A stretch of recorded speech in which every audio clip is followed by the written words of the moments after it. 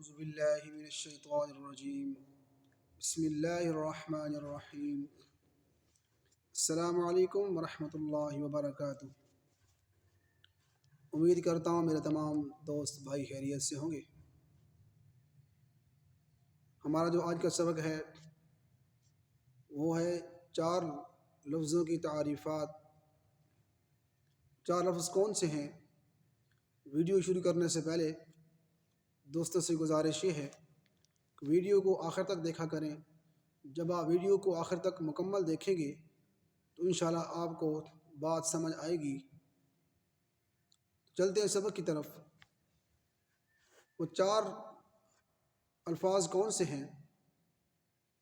Number 1 فصل کل، number 2 وصل کل، نمبر 3 فصل اول وصل ثانی، اور نمبر 4 وصل اول فصل ثانی۔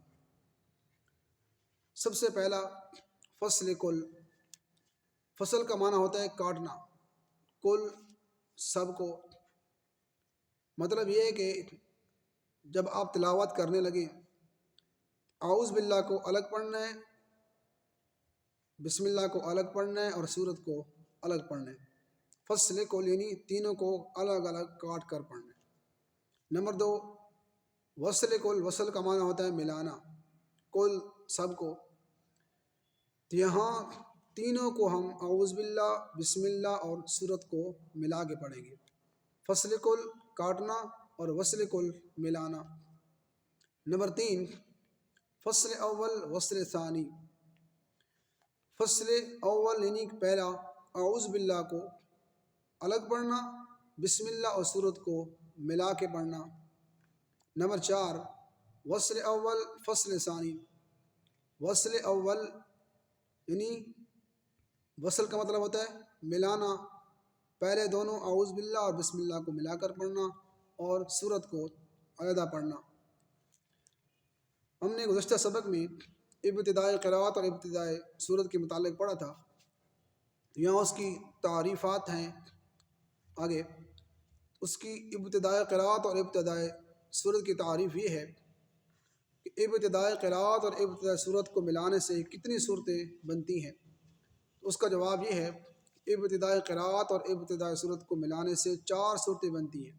نمبر 1 فصل کل، نمبر 2 وصل کل، نمبر 3 فصل اول وصل ثانی، اور نمبر 4 وصل اول فصل ثانی۔ یہ ساری صورتیں جائز ہیں، لیکن ان 4 صورتوں میں سے سب سے اولیٰ اور افضل صورت فصل اول وصل ثانی والی صورت ہے، جو کہ اعوذ باللہ کو الگ پڑھنا، بسم اللہ اور سورت کو ملا کے پڑھنا۔ آگے ہے ابتدائی قرأت، درمیانی صورت۔ قرأت کی ابتدا اور صورت کا درمیان ہے۔ آپ کسی صورت کے درمیان سے ابتدا کی ہیں تو اس کی فصل اور وصل کے لحاظ سے کتنی صورتیں نکلتی ہیں؟ تو ابتدائی قرأت اور درمیانی صورت کی فصل اور وصل کے لحاظ سے 2 صورتیں نکلتی ہیں۔ نمبر 1 فصل کل، نمبر 2 وصل کل۔ یہ دونوں صورتیں جائز ہیں، لیکن وصل کل کے لیے ایک شرط ہے۔